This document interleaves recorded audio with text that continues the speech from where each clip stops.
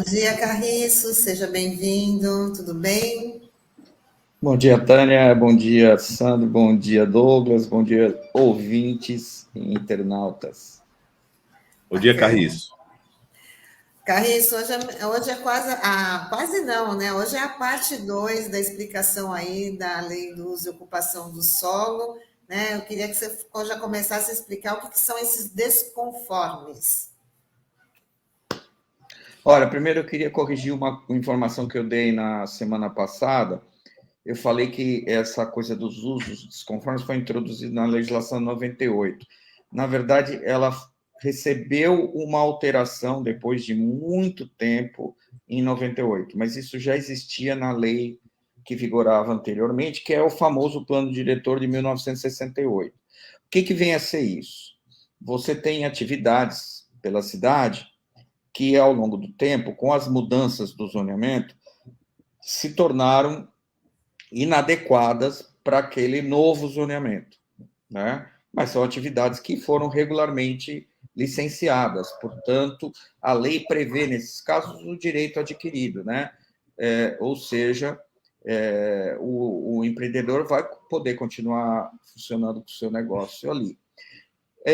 O que foi mudando na regulamentação ao longo do tempo foram aspectos assim bem importantes, como, por exemplo, poder ou não ampliar a atividade nessas áreas em que elas se tornaram desconformes, né?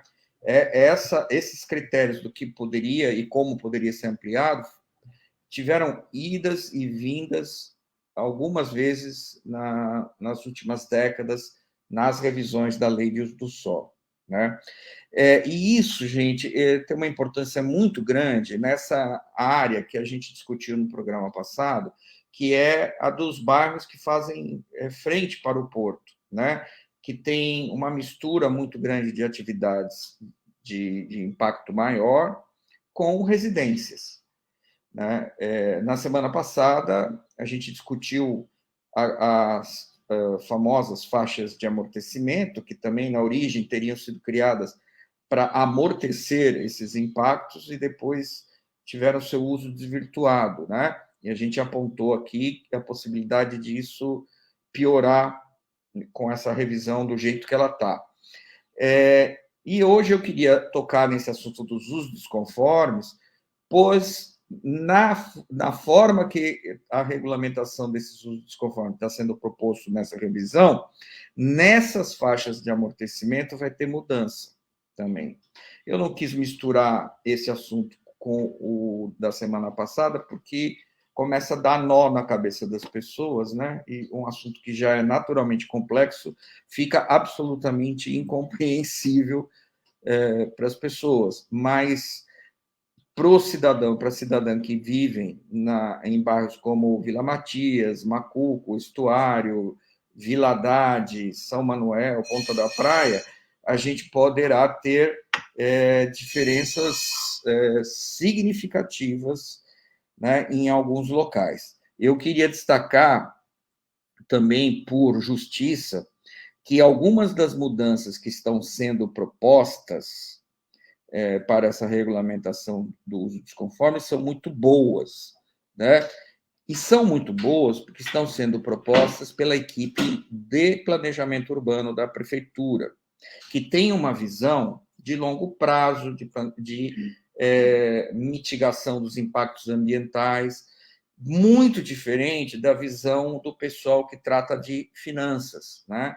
Como eu trabalhei durante mais de 30 anos na prefeitura, eu entendo muito bem as diferentes visões, né? A Secretaria de Finanças, é lógico, quer aumentar o máximo possível a arrecadação.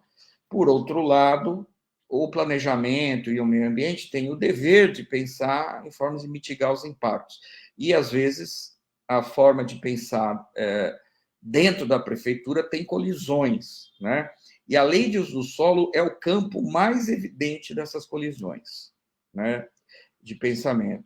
E nessa versão que está sendo proposta agora para a população santista, há algumas coisas muito boas, né, que foram sendo inseridas. Eu vou dar um exemplo já de imediato, que é passar uma régua que os usos desconformes eles têm 10 anos de sobrevida. Depois de 10 anos, eles têm que encerrar. Portanto, em tese, o direito adquirido só valeria por 10 anos. Eu não sou advogado, não vou me imiscuir aí nessa análise, né, se isso fere ou não o direito adquirido. No entanto, isso evitaria um problema que eu vou exemplificar agora na sequência, com pedido para o Taigo mostrar para a gente algumas imagens, que é algumas atividades, por exemplo, essa amarelinha aí na Vila Matias, que fica muito próxima do campus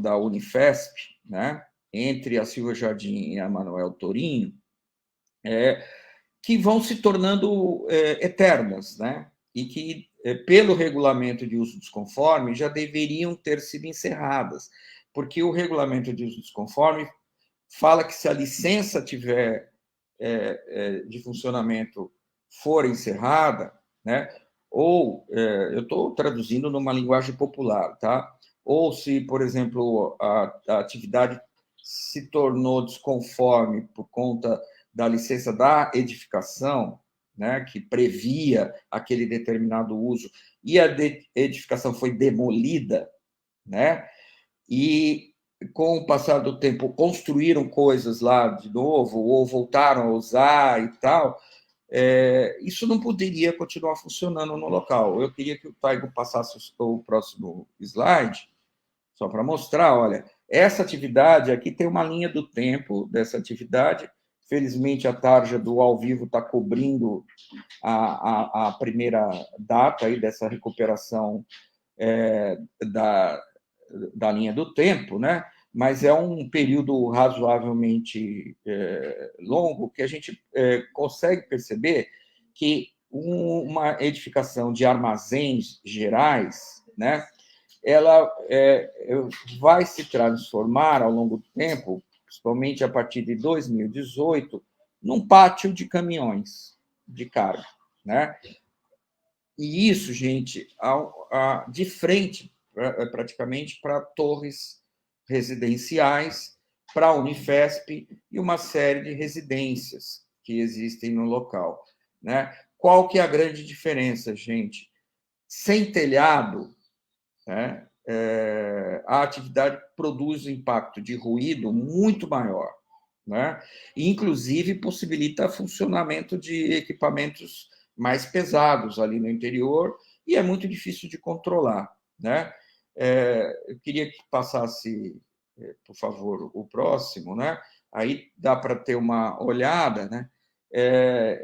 Em 1980, essa atividade ela foi licenciada como de armazéns gerais, né? E depois, em 2000, houve uma mudança de razão social, né? E houve uma mudança de possivelmente uma mudança da forma dela funcionar, né? O que está acontecendo ao longo do tempo é o seguinte, que a prefeitura vai autorizando mudanças de funcionamento nessas atividades e elas se tornam eternas, né? Aquela ideia do legislador, né? Aquele cuidado que o legislador tinha com a mudança da normativa de uso do solo, promover uma alteração do padrão de uso do solo daquela região, vai por água abaixo, porque essas atividades, embora claramente elas tenham perdido a funcionalidade durante um determinado período, elas retomam daqui a algum tempo porque a prefeitura aceita uma nova licença. E tem casos, gente, muito mais escabrosos, né? Eu citei o caso da Eudemarco aqui na semana passada, tem casos de novas licenças abertas dentro da licença existente, né? Você pega processos na prefeitura que você tem lá para um determinado lote uma determinada licença de funcionamento, né? por uma determinada atividade, e a Secretaria de Finanças vai autorizando novas atividades dentro daquela já existente. Bom, enfim, isso promove uma eternização daquilo que se quer mudar, né? Há um discurso muito bonito de revitalização, né, de determinadas áreas da cidade que são degradadas, de reduzir os conflitos entre a cidade e o porto, só que isso não vai terminar nunca se a prefeitura continuar agindo dessa forma. Portanto, nesse aspecto, a mudança que está sendo proposta no zoneamento é muito interessante, mas a outra, muito preocupante, né? E aí sim vamos retomar a questão das faixas de amortecimento. No artigo 33 da proposta, está se permitindo, né, esses usos desconformes, atualmente, né, apenas para algumas atividades de comércio e serviço de pequeno e médio impactos, né? Algumas de impacto um pouco maior, mas não pesadas, que nem portuário e tal, né? Em vias locais, em vias pequenas, né? Não aquelas vias de acesso ao lote. Elas são permitidas em determinadas zonas, como as zonas industriais e retroportuárias, em vias maiores, né, arteriais, coletoras e tal, mas em vias locais não era. Agora está se abrindo a possibilidade de que os usos desconformes sejam regulamentados nessas vias locais, nessas zonas, tá? Até aí, tudo bem, são vias locais em zonas industriais e retroportuárias, né? Então, nada espantar. O que me espanta era não permitir, né? Seria uma incoerência. O que criaram agora de novidade, o que estão propondo novidade, é que isso também poderá acontecer nas faixas de amortecimento. E aí eu volto o exemplo da semana passada, que eu mostrei o São Manuel, que ali não tem muito esse caso, porque as atividades que vão ser regulamentadas nas faixas de amortecimento, elas ocupam a quadra inteira, né, todas as frentes do lote, inclusive para a via local. Mas, por exemplo, na Vila Matias tem a Conselheiro Ribas, que é uma via local, e ali você vai poder ter a regularização de atividades de impacto bem maior, do tipo retroportuário, né? E no caso da faixa de amortecimento do estuário, essa tem muitas vias locais, muitas mais vias locais, e é uma área que tem muita residência também. Então, ali, essa proposta de autorizar os usos desconformes, né, do tipo de serviços portuários, de alguns tipos de serviços portuários, poderá criar, aumentar os conflitos que já existem, né? Bom, enfim, eu estou resumindo bem a ópera, né? A proposta tem outros detalhes, mas a gente pode, evidentemente, tocar nesse assunto nos programas posteriores, né? Porque a revisão ainda vai se estender nas próximas semanas, né? Mas, e até eu não quero tornar mais complexa essa apresentação, porque vai dando nó na cabeça de todo mundo, né? Mas o fato é que me parece que a prefeitura está adotando um sistema de uma no cravo, outra na ferradura, né? Então, em algum sentido, a proposta está melhorando esses conflitos, em outro sentido, ela pode estar piorando, né? Então, era isso que eu tinha para mencionar. Microfone, Douglas.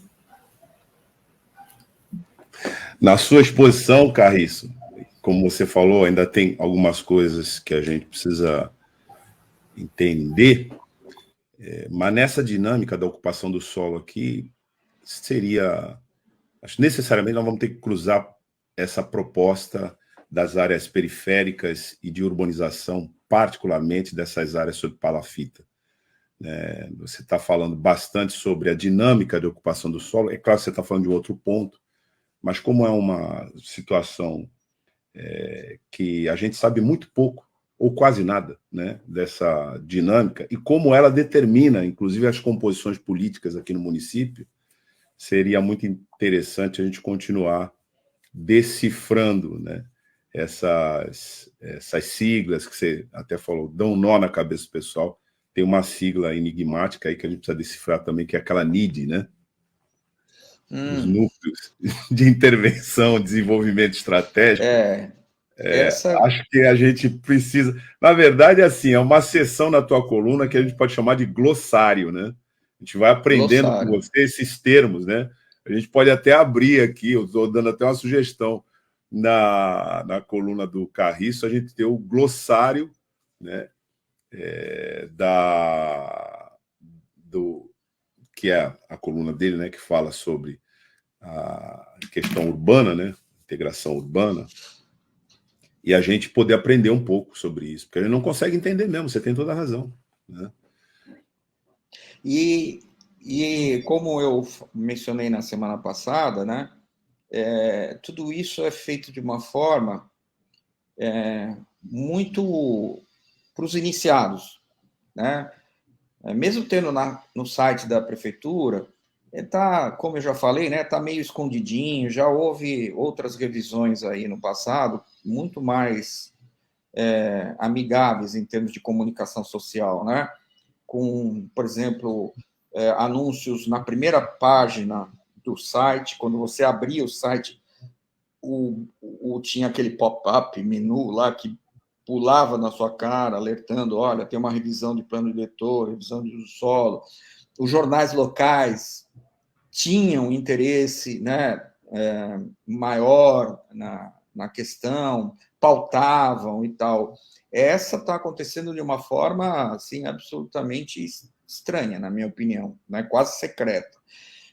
E eu hoje, olhando o jornal Tribuna, eu vi uma notinha lá para o final, não sei em que caderno, também da Prefeitura de São Vicente, avisando que tinha começado o processo de revisão da lei de uso do solo também, né? Que acabou de ser aprovado. Eu acho que tem 2 anos, né? E está lá, uma notinha de pé de página, assim, olha, envie suas propostas. Gente, o que é isso? Envie suas propostas, né? Assim, como se fosse, se a gente estivesse discutindo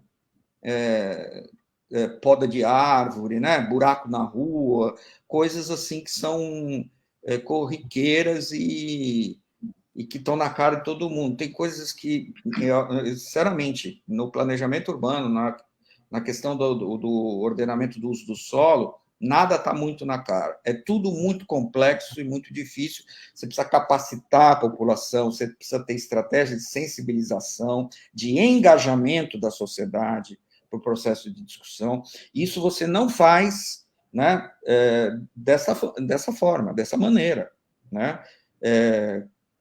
Colocando ali, né, no pequenininho, no site, né? Hoje nem tem mais diário oficial impresso, então, né, a população de baixa renda que consumia muito as notícias impressas do diário oficial não tem. Gente, eu vi ontem uma pesquisa eleitoral que lá pelas tantas se perguntava como que as pessoas se informam, né? Mais de 50% das pessoas se informam por televisão, ainda continua sendo o mais poderoso dos veículos, né? Mais da metade disso, da televisão, são os que se informam por redes sociais. Então, WhatsApp, Facebook, Instagram começa a virar a ziquezira, né? E a gente sabe como é que isso foi nas últimas eleições, como é fácil plantar notícias falsas, distorcer a realidade usando essas ferramentas que são boas, mas mal utilizadas, elas são terríveis, né? E 2% da população se informa sobre eleições na mídia impressa. 2%. Né? Quer dizer, mudou radicalmente, gente. Então, assim, é um recado que eu dou para os governantes, né, que estão fazendo a revisão de lei de uso do solo e tal. Guarujá, que está aquele problema todo que a gente sabe, né? Santos, São Vicente, só para citar os mais centrais aqui. Gente, vocês precisam usar as redes sociais, precisam usar o WhatsApp, bem utilizado, né? Precisam usar Facebook, precisam usar Instagram, porque provavelmente a população de baixa renda vai estar se informando melhor com esses instrumentos, mas precisa usar com responsabilidade, né? Com foco no que vai mudar, de uma forma pedagógica, enfim. Isso aí, Carriço. Obrigada aí por mais uma participação, mais uma aula, que só através de você que a gente consegue entender aí os reais problemas da cidade. É bacana porque as pessoas vão aprendendo a se engajar também, né? Conhecendo, se engajam mais, né? Então, feliz de que tem o Carriço aqui, né? Carriço, vamos lá de glossário de políticas públicas urbanas. Você falou aqui da importância das pessoas saberem o que está se tratando para elas poderem entrar, né, no assunto de maneira consciente. Você chama, as pessoas não têm a menor ideia do que está se passando, nem vão. Então, acho que a gente pode fazer esse caminho aí. Né? Eu espero que esse programa tenha servido para algumas pessoas já saberem, se ligarem o que é uso desconforme e ir passando adiante, né? E nós estamos numa daquelas mídias poderosas que eu falei, né? O YouTube, né? O Facebook. Então, esse programa pode ser compartilhado. Eu acho que quem percebeu a importância disso deve compartilhar bastante esse programa, eu espero. E vamos pautar, né, numa próxima, Douglas, os NIDs, né? Que são os núcleos de intervenção de diretrizes estratégicas, que são zonas especiais que foram criadas em 98, aqui em Santos, e que tem um histórico de criatividade impressionante. E tem novidades, né? Tem novidades para o alvinegro praiano, em termos de mídias, na revisão atual. Atenção, você que nos acompanha aí pelas plataformas digitais, não perca. Nos próximos capítulos aqui da RBA Litoral, às quintas-feiras, Políticas Públicas Urbanas, você vai conhecer esse senhor que transita pela cidade, decide muitas coisas, o nome dele é NID, e você nem sabe que ele influencia a sua vida. Valeu, Carriço. Até quinta-feira. Grande abraço. De novo aqui. Um abraço. Tchau. Eu também me despeço de vocês. Agora fica o Douglas e o Sandro aí com o nosso entrevistado. Tchau, tchau. Até amanhã. Taninha, até amanhã. Gente, eu vou pedir para o Taigo compartilhar aqui uma foto.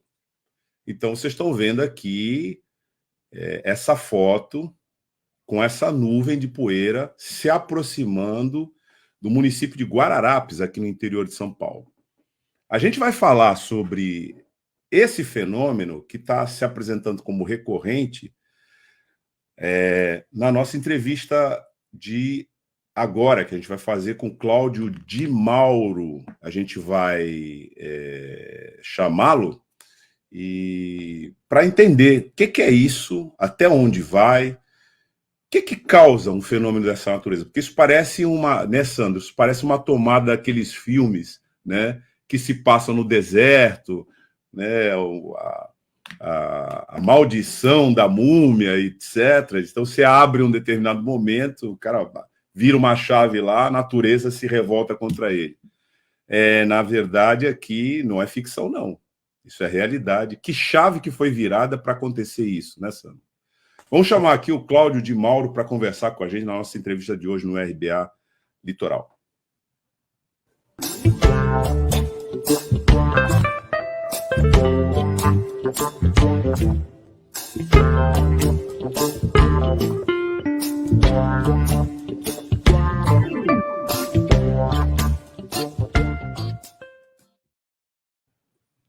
Bom dia, Cláudio. Obrigado por ter aceito o nosso convite aqui nessa entrevista de hoje no RBA Litoral. Eu que agradeço aí a oportunidade, viu? Muito obrigado ao Sandro, ao Douglas, e eu fiquei com saudade da Tânia. Ela estava por aí agora há pouco, foi embora.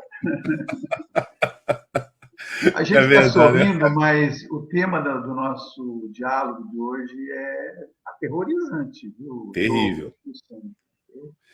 Deixa Porque eu você falar imagina aqui. viver numa cidade onde você vê uma nuvem de poeira dessa entrando.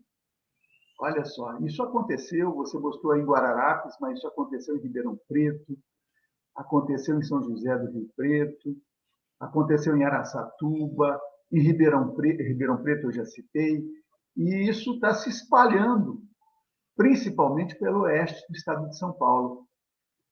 Olha que coisa estapafúrdia, quer dizer, isso acontece durante o dia ou pela madrugada, mas durante o dia vira noite. Então, aparentemente, o que está acontecendo é que a Terra está se rebelando, o planeta está se rebelando contra o que está se fazendo. Você sabe, o Ayrton Krenak, ele disse que a civilização precisa voltar a ser selvagem. É claro que, no meu entendimento, o Krenak não quer dizer que a gente tem que voltar a viver como viveram os povos originários. Porque nós temos toda essa infraestrutura que está sendo mostrada nessa fotografia e que a gente sabe, os sistemas de comunicação, nós não abrimos mão mais disso. Mas nós temos que aprender a compreender como é que a natureza se relaciona entre os seus componentes, né? Para nós nos aproximarmos disso, né? E ao invés de querermos simplesmente competir e controlar a natureza, porque é esse o projeto que nós temos neste momento, de querer controlar os componentes da natureza. E isso, evidentemente, que chega a ser um absurdo, né? Se eu estivesse pensando sob o ponto de vista, vamos dizer, transcendental, eu diria, olha, nós estamos querendo mandar em Deus. Nós queremos controlar a vontade divina. Isso não é possível. Quer dizer, então a sociedade humana tem que aprender e tem que mudar o seu modo de viver, o seu modo de produzir. Né? Mas eu já entrei no assunto, vocês de repente querem fazer alguma indagação, me perdoem. Não, nós vamos conversar muito sobre isso. Você que está nos acompanhando aqui agora, a gente está falando com o Cláudio Di Mauro. O Cláudio, ele é professor de Geografia na Universidade Estadual Paulista, Unesp, dedicado às causas ambientalistas já há algum tempo, ou praticamente, no caso do Cláudio, a biografia dele está ligada a essa pauta. Né? Ele presidiu por 6 anos o Comitê de Bacias Hidrográficas dos rios Piracicaba, Capivari e Jundiaí. Ele foi membro da Agência Nacional de Águas, consultor da Unesco e presidente da Comissão Nacional do Meio Ambiente e da Associação dos Geógrafos Brasileiros. Ele foi prefeito de Rio Claro em 1988 e depois voltou a ser eleito em 1996, sendo reeleito, né, em 2000 e cumprindo o seu mandato até 2004. Ele é uma referência nesse tema. A gente trouxe aqui o Cláudio para que a gente entenda. A gente está falando com você aqui do litoral, né, Cláudio? Então, aparentemente, as pessoas falam, bom, isso é uma realidade distante, mas não é distante.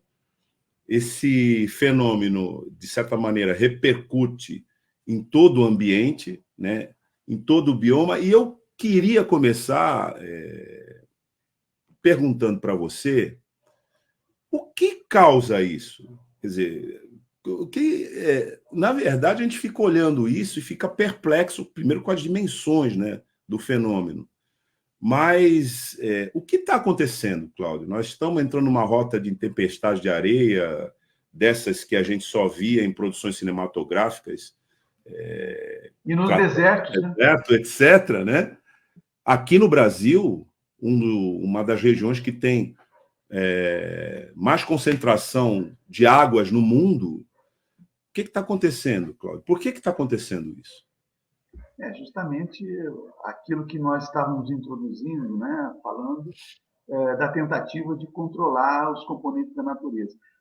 Veja que coisa interessante. Na década de 70, nós tivemos um pesquisador muito importante que acabou assumindo algumas funções na área ambiental, que foi o professor Aziz Absaber. Ele era professor da USP, na área da geografia, da geomorfologia, e ele considerou a Mata Atlântica e, consequentemente, a Serra do Mar e a Serra da Mantiqueira, essas áreas que tinham que ser preservadas de cobertura vegetal. Ele considerou como crime a destruição da Mata Atlântica. E isso, evidentemente, se configurou depois na legislação brasileira, na Constituição brasileira e tudo mais. Mas nós não tivemos a mesma preocupação com o Cerrado brasileiro. O Cerrado ele ocupa predominantemente as áreas de rochas sedimentares. É importante a gente compreender um pouquinho isso, embora tenha um caráter assim um pouco elitista, mas tem um caráter científico. É compreender que nós temos as rochas cristalinas e metamórficas, muito importantes na região da Serra do Mar, da Serra da Mantiqueira, até Campinas, e dali em diante entra a bacia sedimentar do Paraná. A bacia sedimentar é constituída de rochas sedimentares. O relevo é mais plano. Embora nós tenhamos, por exemplo, alguns desníveis de topografia muito importantes na Serra de São Carlos, na Serra de Franca, na Serra dos Padres, nas cuestas de Botucatu, nós temos desníveis topográficos muito fortes. Mas, a partir dali, o relevo é praticamente plano. Então, ele é convidativo para atividades mecanizadas. E aí, então, evidentemente, que com a entrada, primeiro do café, que veio pelo Vale do Paraíba, mas depois veio para o oeste de São Paulo, onde o clima era mais favorável, o relevo era mais favorável, as rochas e os solos contribuíam para plantio. E nós tivemos, então, o ciclo do café, o ciclo da cana, o ciclo do gado, a produção do gado, até que nós tivemos o início de algumas geadas, o funcionamento de algumas geadas no oeste de São Paulo, e o café, por exemplo, migrou para o sul de Minas, foi para Minas, sudoeste de Minas. Né? Por quê? Porque as condições no estado de São Paulo estavam sendo modificadas, as condições climáticas. E nós estamos tendo, então, um processo de mudanças climáticas. E precisamos entender como é que isso funciona. Isso funciona com aumento de circulação atmosférica, com ventos cada vez mais fortes. Então, a tendência é nós termos ciclones, termos alguns movimentos que impactam a superfície do solo e, consequentemente, as áreas que foram implantadas pela construção das nossas cidades. Então, você vai pegar, por exemplo, o oeste de São Paulo, onde essas mudanças climáticas têm acontecido e têm sido demonstradas através da torrencialidade das chuvas. Veja, Sandro, veja, Douglas, nós temos tido um aumento das precipitações e, consequentemente, das inundações nas nossas cidades. Por quê? Porque tem torrencialidade, chove de uma maneira muito mais concentrada, e com isso, então, as nossas cidades que não foram construídas para se adaptar a essa realidade, colocam uma parte da população em situação de vulnerabilidade e de catástrofe. Essa população está em risco, mas à medida em que o tempo vai passando e as mudanças climáticas vão sendo introduzidas, você vai tendo essas mudanças também se transformando em catástrofes. Então, você tem catástrofes nas nossas cidades pelo excesso de água. Em outras regiões, vai aparecer a ausência de água. Nós estamos vivendo agora, por exemplo, uma crise hídrica por falta de água na Bacia do Paraná. E isso implica em diversas consequências. Uma das consequências é a redução da disponibilidade de produção de energia elétrica, porque o Brasil optou por transformar, de fazer a sua matriz elétrica em hidroelétrica. Então, a quantidade de produção de energia elétrica nessa área é muito grande. Acontece que nós temos que buscar outras formas e outra matriz energética, porque se nós não buscarmos outra matriz energética, nós corremos o risco de ter apagões. Nós estamos um risco neste ano de ter apagões agora no final do ano. Agora vamos dizer, não, é porque o problema é de água. Não, o problema não é de água, o problema é do modelo que foi adotado para cuidar dos componentes da natureza. E aí, então, o que acontece? Vem a atividade da produção através do agronegócio capitalista nas nossas áreas do interior do estado de São Paulo. E ali, então, o pessoal põe mecanização pesada para a produção da cana, predominantemente com a produção da cana, com as práticas através do gado, principalmente no extremo oeste paulista, vai mudando da cana para o gado cada vez mais gradativamente. E aí, o que vai acontecer? Utiliza-se a mecanização pesada. Você tem a seca, você tem um aumento do vento. A mecanização pesada faz com que o solo vamos dizer, se solte, fique mais frágil na superfície do relevo. O vento forte vem e, evidentemente, tem um impacto maior sobre esses solos. E aí transforma em nuvens de poeira. Só que esses solos que são utilizados para a produção da cana, eles recebem adubo, recebem agrotóxicos. Então, essas nuvens de poeira que nós estamos vendo aí, que são produção do solo solto, revolvido, né, pelas práticas que se adota no lugar e pela circulação do ar, consequentemente, pelo aumento da circulação dos ventos, a formação de ciclones, a formação de pequenas redemoinhos, e isso tudo vai se transformando num grande impacto. Você imagina o que significa isso para a saúde das pessoas que estão nessas cidades ou estão nesses lugares onde essas nuvens de poeira aparecem. São nuvens de poeira quando você tem partículas mais finas, mas são tempestades de areia, porque tem disponibilidade dos solos de areias, né, que são grânulos mais finos, mas que, de qualquer maneira, são sólidos, né, e não são gasosos. Então, eles vêm para as cidades e trazem os componentes que são utilizados para a fertilização dos solos, para atacar os solos. E isso, evidentemente, que gera todo esse sofrimento nas cidades. E imagina o que acontece com a saúde das pessoas nesses lugares. Né? As pessoas vão respirar esse ar com uma quantidade enorme de partículas, né? E também de agrotóxicos. Se nós não tivermos a compreensão de que o agronegócio capitalista, da maneira como é desenvolvido, especialmente no estado de São Paulo, mas também em Minas Gerais, também no sul do Mato Grosso do Sul, se nós não tivermos a compreensão sobre isso, nós não venceremos esse problema. Nós temos que recuperar a cobertura vegetal do cerrado. O cerrado está sendo absolutamente destruído. E à medida que se destrói o cerrado, você diminui vamos dizer, a possibilidade do solo estar preservado, porque o cerrado tem um papel de preservação do solo. Desenvolve condições para que a água infiltre, para que a gente tenha alimentação do nosso lençol freático. Então, o que está acontecendo? Você está também diminuindo a disponibilidade hídrica dos lençóis de água subterrânea, principalmente aqueles que estão no nível de quase superfície. O aquífero livre, que se chama. Esse aquífero livre está ficando sem água para alimentar os rios nos períodos das secas. Então, essa é uma realidade que está vinculada ao estado de São Paulo, predominantemente ao estado de Minas Gerais, ao Mato Grosso do Sul, mas que tende a trazer essa circulação para as regiões litorâneas. Então, nós não podemos imaginar, tá certo, que o litoral está livre desse problema, ele está livre neste momento. Mas o agravamento dessa situação vai cada vez mais gerar impactos e problemas para a população como um todo. E depois nós temos que entender, mudança do comportamento nessas regiões implica em mudança de comportamento dos componentes da natureza também nas outras regiões brasileiras. Veja o caso, por exemplo, da Amazônia.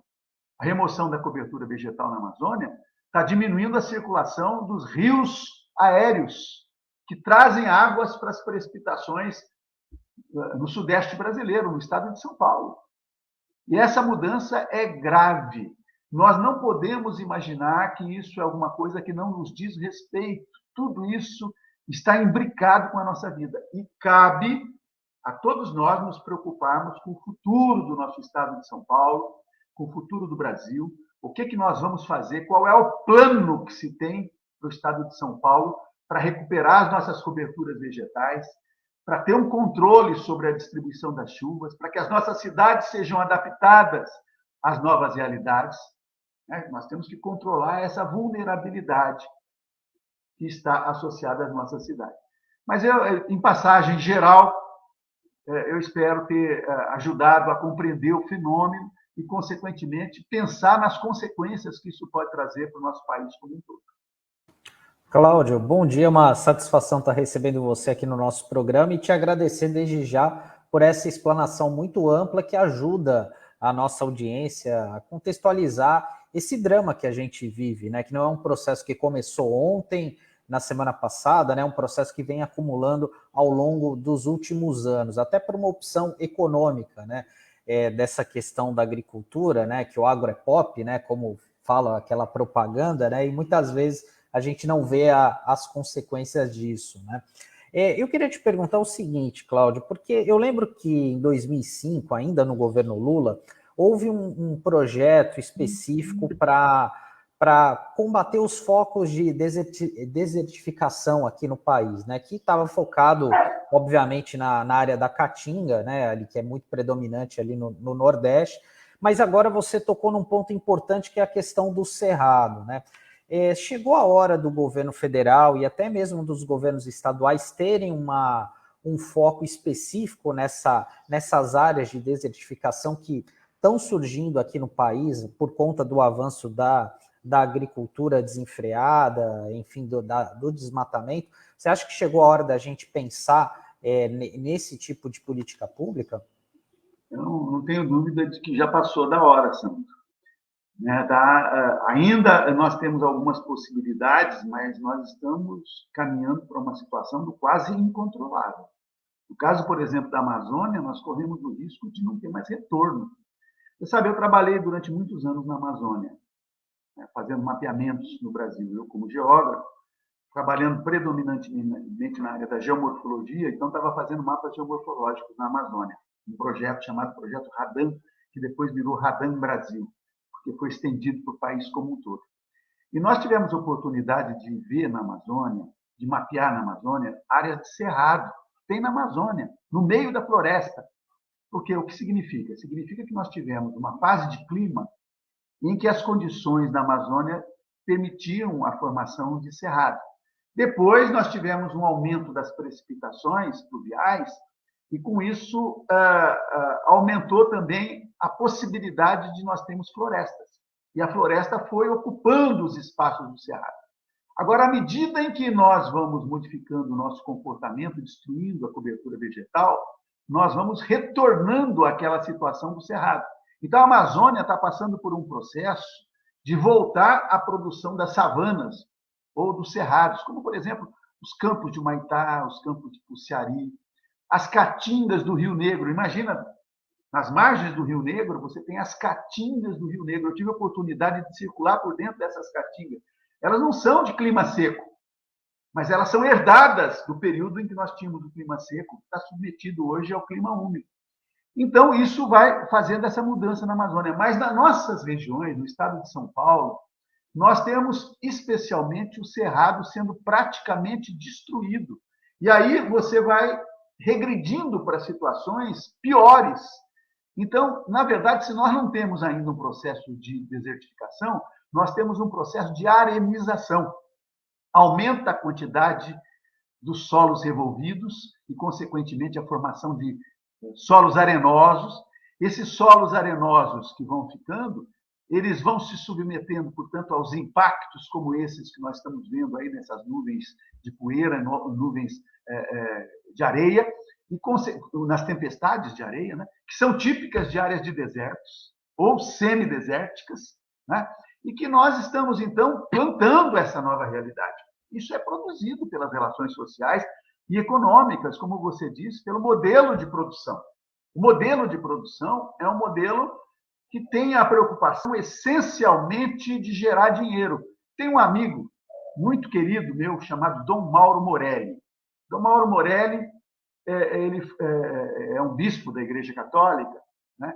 E que ele diz o seguinte: enquanto a produção de alimento estiver vinculada ao lucro, a ganhar dinheiro, a ser isso como base, veja, nós dizemos a água é um bem que não pode ser privatizado.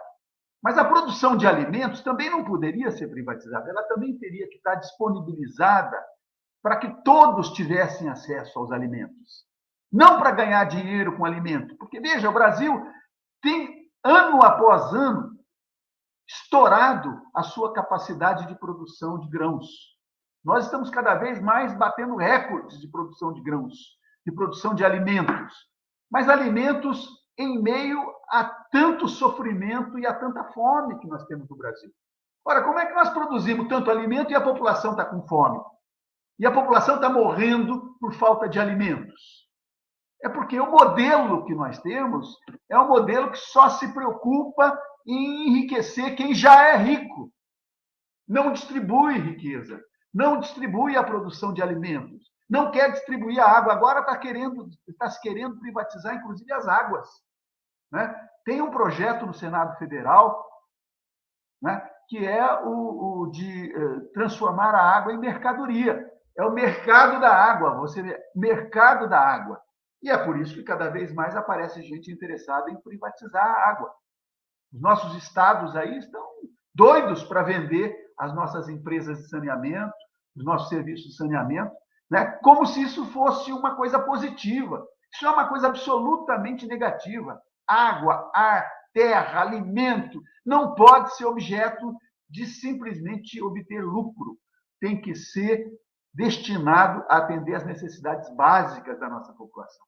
E é isso que acontece em relação ao agronegócio, sob o ponto de vista capitalista. É o que você falou.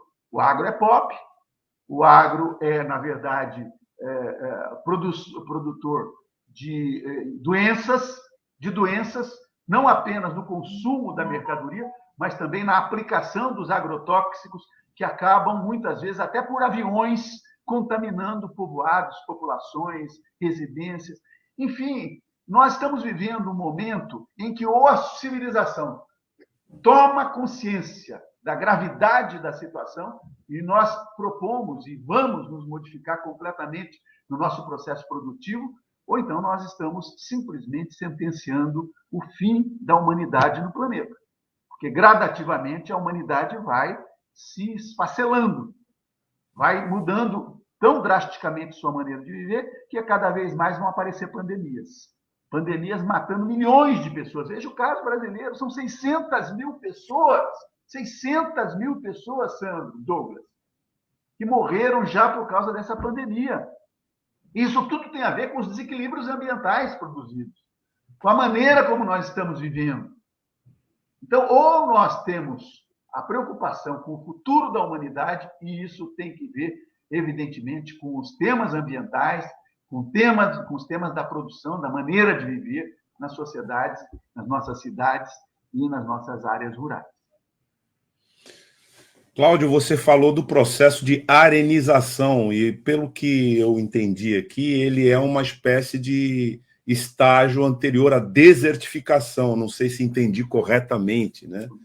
Mas se entendi corretamente, se não entendi, eu queria que você até, na verdade, corrigisse, se fosse o caso, mas se é essa a questão, nós teríamos de deter esse processo.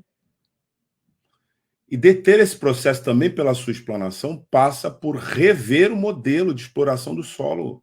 Né? Aqui você está falando, nós estamos falando do interior do estado de São Paulo, nós estamos falando do estado de São Paulo, mas na verdade isso é integrado, né?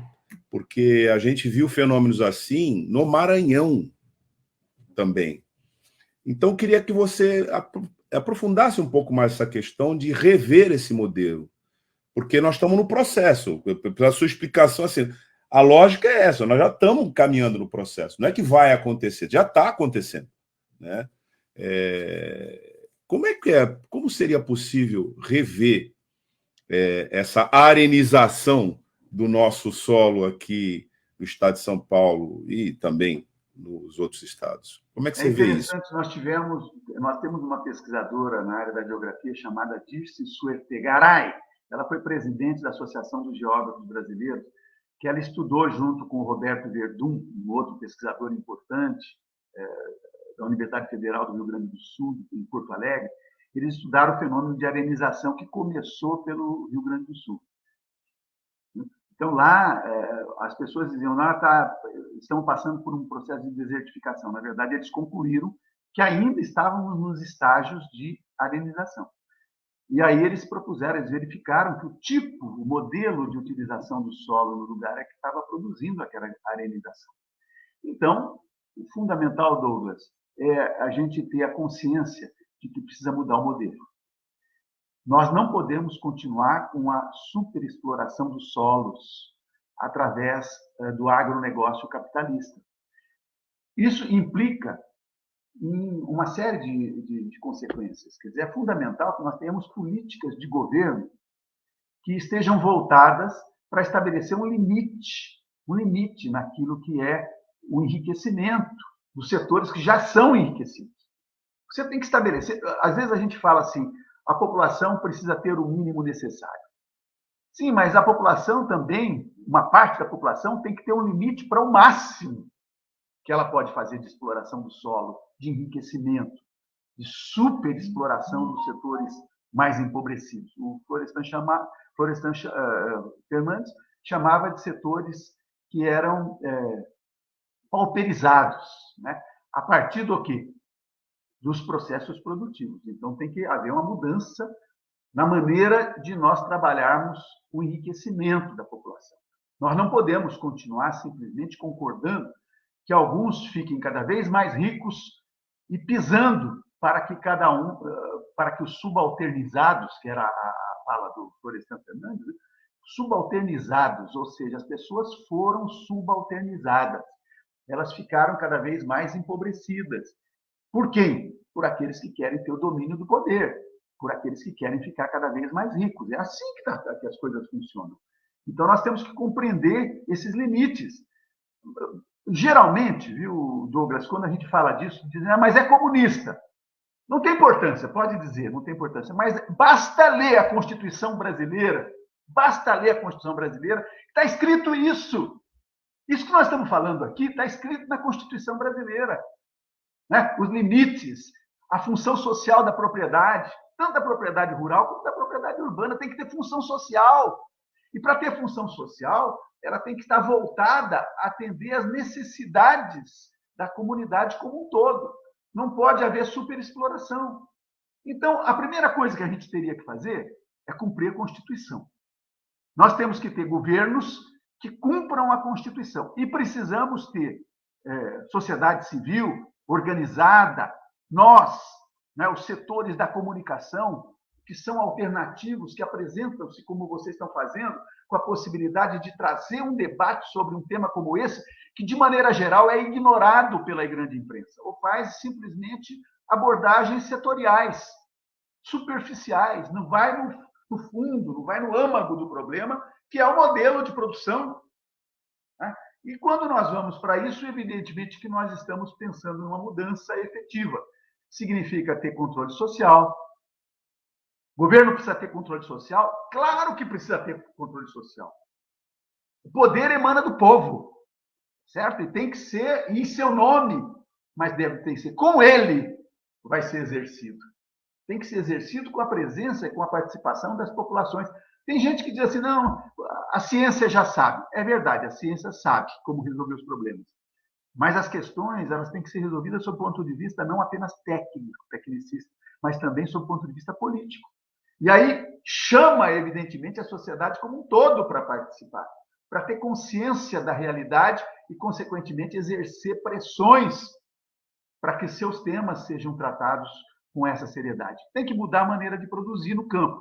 Não é possível mais nós termos a produção do agronegócio, especialmente da cana-de-açúcar, tá certo? Do gado, da produção de soja, né? Para a produção de energia, para a produção de alimentos que vão... A soja, por exemplo, também vai produzir óleo de soja, mas qual é a quantidade que se usa para a produção do óleo de soja, por exemplo, como alimento, ou mesmo como grão, e a quantidade que se usa para exportação? Nós, do Porto de Santos, sabemos muito bem a quantidade de caminhões que passa diariamente para fazer exportação dessas mercadorias, para mandar para fora, mandar comida para fora, enquanto a população fica sem alimento, enquanto a população morre de fome. Então, essa é uma realidade que precisa ser modificada. As nossas cidades precisam ser administradas de outra maneira. O nosso Estado, e eu não digo o Estado apenas como o Estado de São Paulo, o Estado como instituição. A União, os estados, os municípios, esse ente estatal tem que ser valorizado, tem que ser fortalecido, mas controlado. Controlado por quem? Pela sociedade. A sociedade civil tem que se organizar. Nós temos que ter conselhos funcionando. Nós temos que ter orçamentos que sejam participativos, que a população possa falar sobre o que ela quer em cada uma das nossas regiões.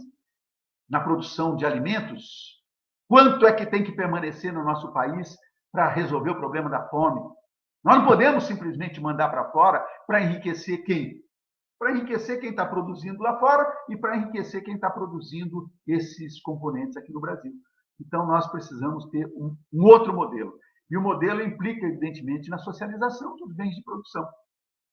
Né? Implica obrigatoriamente na socialização dos bens de produção, dos meios de produção da terra, garantir sua função social, garantir que as pessoas tenham onde morar. As pessoas não podem morar nas beiras dos mangues, não podem morar nessas condições sub-humanas. Né? Nós sabemos no litoral brasileiro, na região de São Vicente, na região de Santos, como é que isso funciona. Qual é a quantidade de gente que está vivendo em áreas alagadas, né? E, consequentemente, como isso tem consequências, nós estamos passando por um processo de mudança climática que vai elevar o nível dos mares. Vai colocar essas populações que estão morando nas áreas de mangues, nas áreas alagadas, pantanosas, vai colocar essas populações embaixo da água, suas casas, suas condições de vida. É importante, quem vive em Santos, quem vive no litoral, lembrar o seguinte: a região de Santos a região do litoral, tem o mangue, tem as praias, que são as planícies litorâneas, e tem os terraços litorâneos, que são um pouquinho mais altos, antes de chegar na serra, no pé da serra.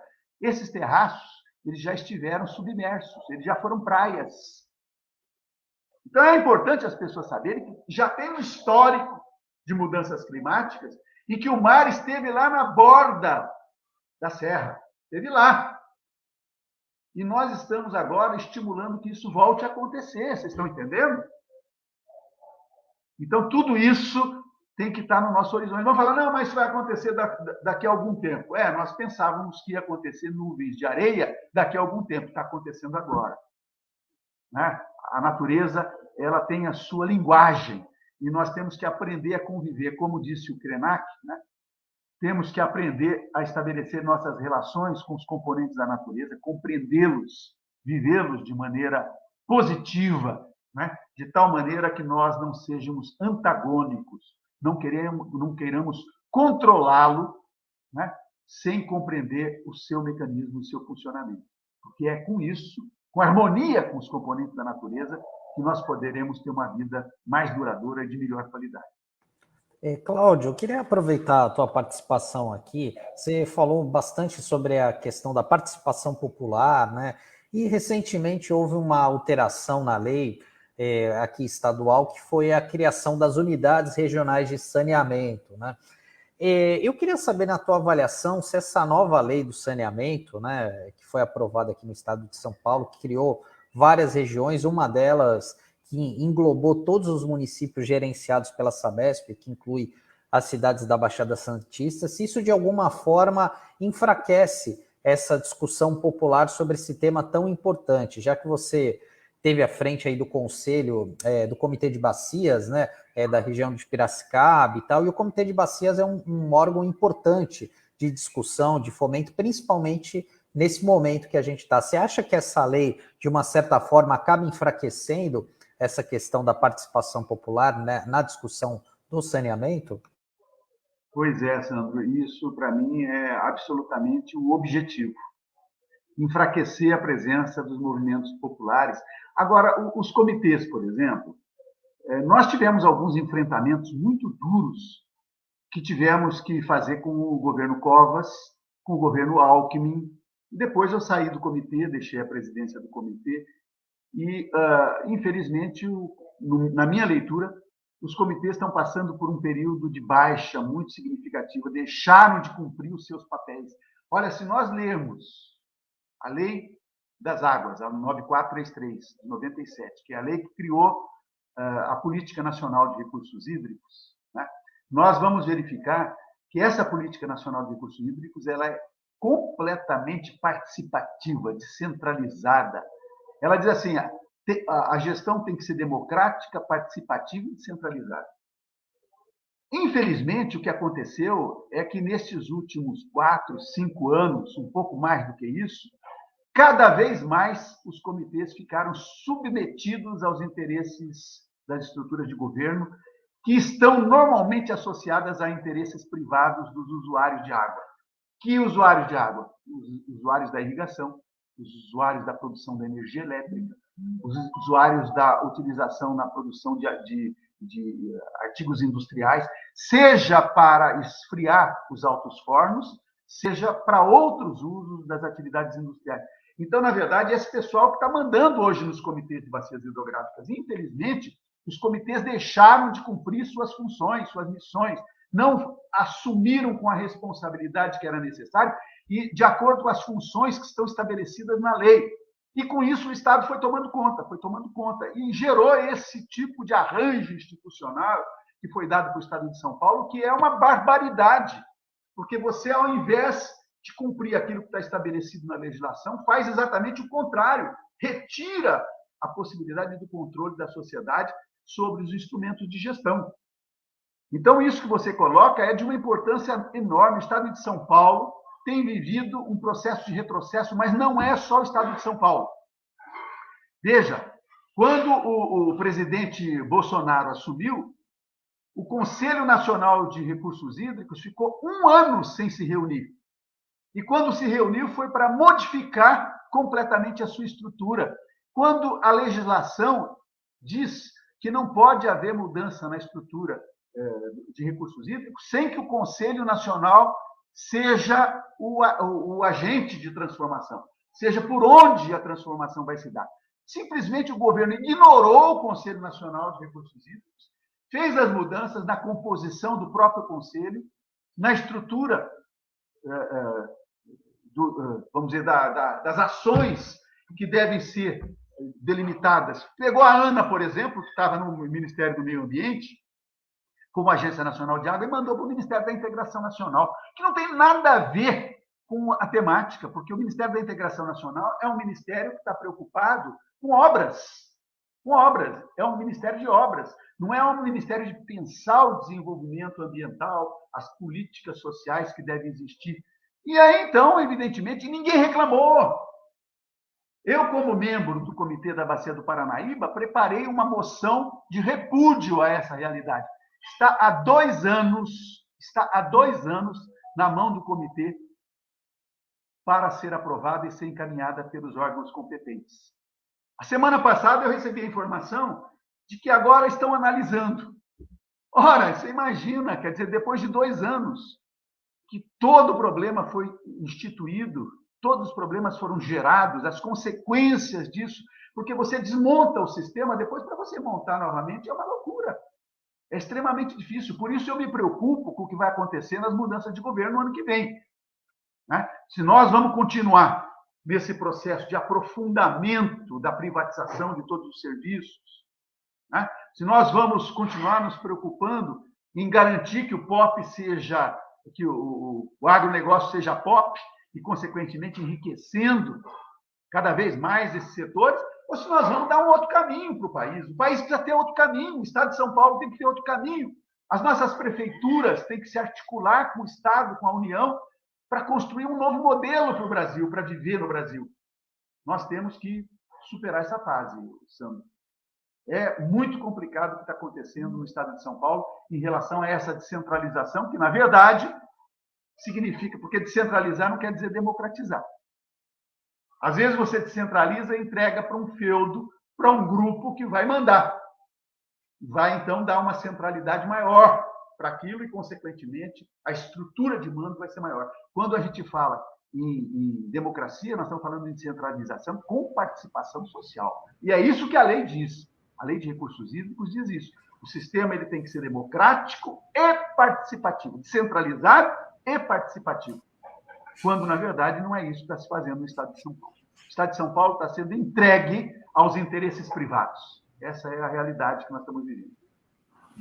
Cláudio, a gente já está aqui chegando no final dessa pedagógica entrevista com você sobre esses fenômenos que estão acontecendo, e eu quero lembrar, aqui quem nos acompanha, que o Cláudio de Mauro, ele já foi prefeito, né, em Rio Claro, por mais de uma vez, além de ter atuado na Agência Nacional de Águas, a qual ele acabou de se referir aqui. Portanto, a experiência de gestão, além de ser um acadêmico, né, é um filtro nisso que o Cláudio está trazendo aqui para a gente. Então, aqui no finalzinho da nossa entrevista com você, Cláudio, aliás, você já pode fazer aqui suas considerações finais, a gente gostaria de saber de você, como experiência de gestor público, como você imagina que a gestão pública dos municípios, nesse momento, podem se integrar nesse esforço que você está falando de reorientar essa ocupação do solo que está levando à arenização e à desertificação. É uma especial oportunidade de perguntar isso para você, que foi prefeito já mais de uma vez. Então, você sabe das dificuldades reais e já deve ter imaginado, ao longo da sua experiência, quais seriam as alternativas. A gente quer saber como é que você vê isso. E aí, a gente já aproveita para que você faça suas considerações finais também aqui na nossa entrevista. Douglas, essa questão é uma questão complexa e importante. Eu tenho refletido muito sobre isso. Quer dizer, além de você, na verdade, tem que compreender, nós temos que compreender, né, que a nossa articulação ela tem que ser política. Tecnicamente, nós sabemos resolver os problemas. Agora, passa obrigatoriamente pela articulação dos municípios. Os municípios têm que dialogar entre si, tem que haver a formação dos consórcios intermunicipais, mas com projeto, com perspectiva transformadora. Porque se você tiver simplesmente a articulação para formar consórcios e vão manter a sistemática administrativa como está, não adianta nada, só vai incrementar ainda mais a gravidade da situação. Tem que ter visão política. Tem que compreender que nós temos que ter participação social, os técnicos têm que participar, mas o movimento social tem que estar presente. Tem que estar presente porque é o homem que mora na beira do rio que sabe até onde a água chega na época das cheias. E sabe como é que a casa dele fica na hora em que ele precisa, por exemplo, na Amazônia, tirar o gado das áreas alagadas. Então, esses seres têm que ser ouvidos, eles têm que participar, eles têm que estar presentes. A criação de consórcios intermunicipais, com essa perspectiva, porque, veja, não adianta nada formar só os consórcios. Eu me referi a respeito de comitês de bacias hidrográficas. Ora, os comitês são um instrumento de articulação, de organização social de diversos municípios que levam em conta todas as formas de produção existentes dentro da bacia hidrográfica, que, se forem administrados de uma maneira politicamente fundamental, você tem avanços significativos. Por exemplo, veja aí, o Almir está nos lembrando na questão da região metropolitana. Região metropolitana, se ela não estiver articulada de tal maneira em que os municípios tenham diálogo, se ela estiver articulada de maneira que os municípios tenham diálogo, tenham presença, tenham participação e tenham um projeto político transformador de construção de democracia, de construção de relações sociais que valorizem, né, a terra como um bem de todos e, consequentemente, como sua função social, as propriedades com função social, o Estado com função social. O Estado tem que ter função social. E essas articulações intermunicipais precisam ter esse caráter. Agora, isso implica, evidentemente, em ter um teto colocado pelo Estado que vai acolher essa maneira de atuar. Porque o que acontece, de maneira geral, é que o Estado diz o que tem que fazer e os municípios obedecem. E isso não pode continuar acontecendo. Então, nós temos que ter um rompimento com essa realidade né? Isso passa obrigatoriamente pelos municípios, os municípios se articulando internamente, implantando processos de conselhos participativos, de orçamento participativo, construir instrumentos e, consequentemente, consórcios intermunicipais que tenham também esse caráter participativo, que tenham um projeto político de transformação, né? Que coloque o pobre no orçamento. Pobre tem que estar no orçamento, certo? Não pode ser simplesmente querer beneficiar setores com solidariedades, com caridade. Não, eles têm que estar no orçamento, eles têm que participar com a gente do processo de transformação, né? E aí vão perguntar, mas não tem dinheiro. Claro que tem dinheiro. Tem que cobrar, evidentemente, mais dos que têm mais dinheiro. Tem que trazer, tem que colocar, tem que fazer a cobrança de imposto sobre os bilionários, sobre os milionários.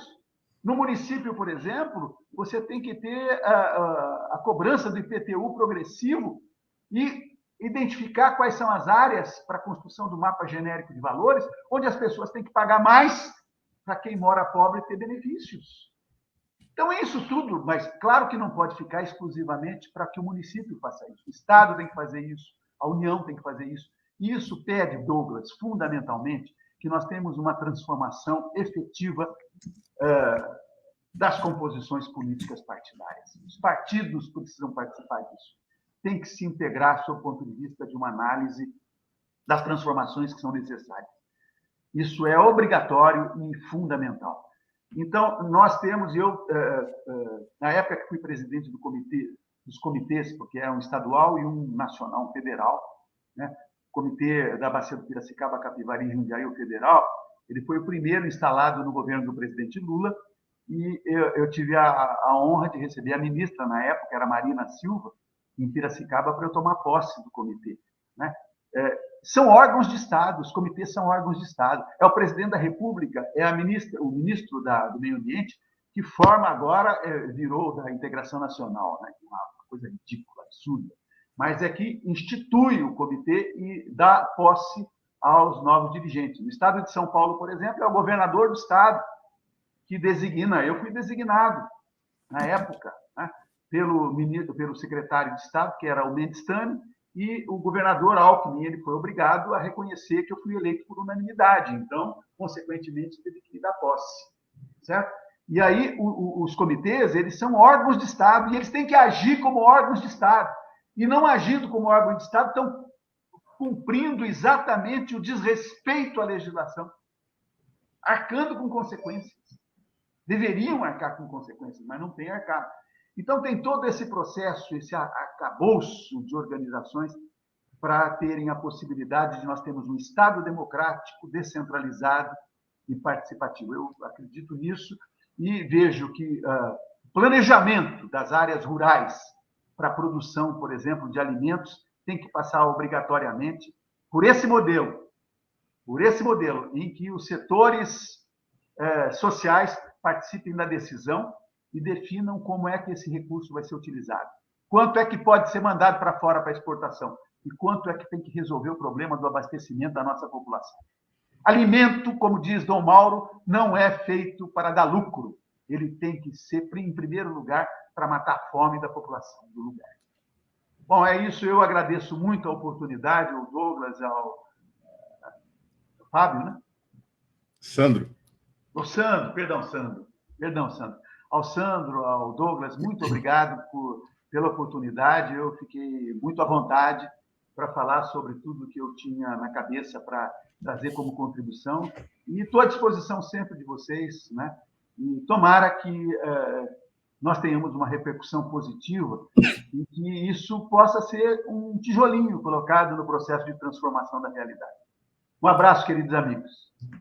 Cláudio, a gente que agradece a tua participação aqui no Manhã RBA Litoral e sim, a gente vai continuar conversando com você sobre esse assunto, porque para sair dessa nuvem de poeira é preciso uma articulação profunda, como você demonstrou, e urgente, né? Então, na medida em que a gente vai sendo informado, a gente também vai ser orientado para agir conscientemente em legítima defesa da natureza e da gente. Obrigado, Cláudio, pela tua participação. Até a próxima.